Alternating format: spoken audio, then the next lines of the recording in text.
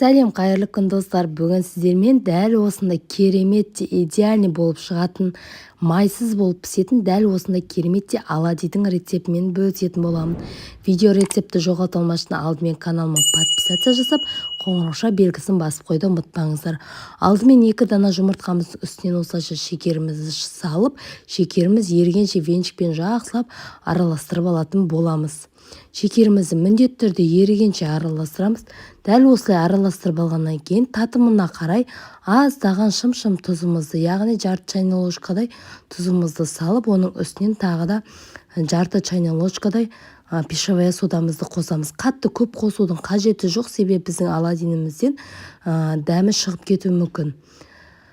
Дәл осылайша барлығын араластырып алғаннан кейін оның үстінен жылы айранымызды, не болмаса бөлме температурасындағы айранымызды аз-аздан құя отырып, бір келкі масса болғанша араластырып алатын боламыз. Дәмі міндетті түрде күшті болып шығады достар, міндетті түрде жасап көруге кеңес беремін. Дәмі енді вообще айтып сөз жеткізе алмаймын.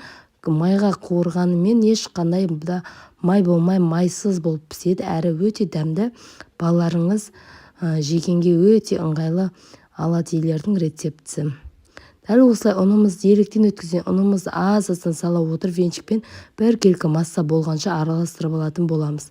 Достар, керекті ингредиенттерді осы видеоның төменгі жағында описание дейтін бөлім бар. Сол жерге толық рецепті жазып қалдыратын болам. Сол жерден қарап жасап көрсеңіздер болады. Міндетті түрде жасап көріңіздер. Үйдегі небәрі бар заттармен ғана жасалатын тәттілердің бірі.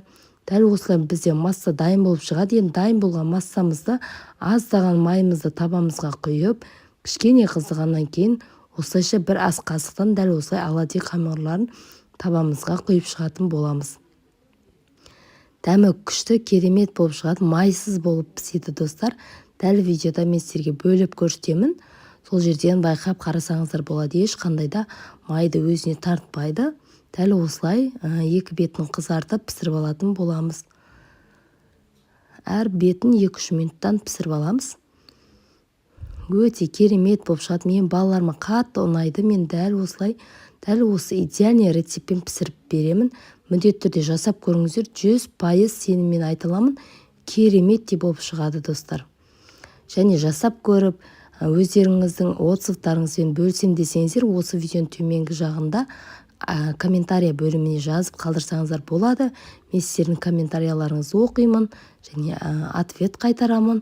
Дәл осылай міне екінші бетіне аударып, томпақ етіп пісіріп аламыз. Бірінші асты піскенін білу үшін беттері бізде тесік-тесік болып дайын болады. Сонда біздің асты піскен болады.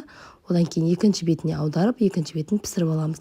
Міне дәл видеода көрсетілгендей бетіне осылай тесікшелер пайда болады. Содан соң екінші бетіне аударып отырып пісіре бересіздер.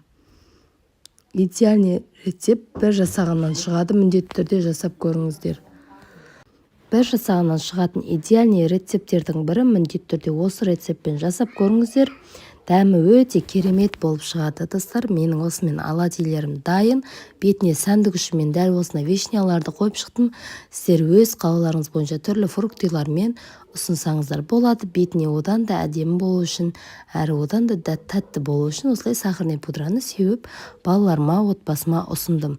Достар, сіздерге рецепт ұнаған болса, міндетті түрде видеоны жоғалтылмас үшін каналыма подписаться жасап, қоңырауша белгісін басып қойды ұмытпаңыздар. Назарларыңызға рахмет. Алдағы жаңа видеоларда көріскенше сау болыңыздар.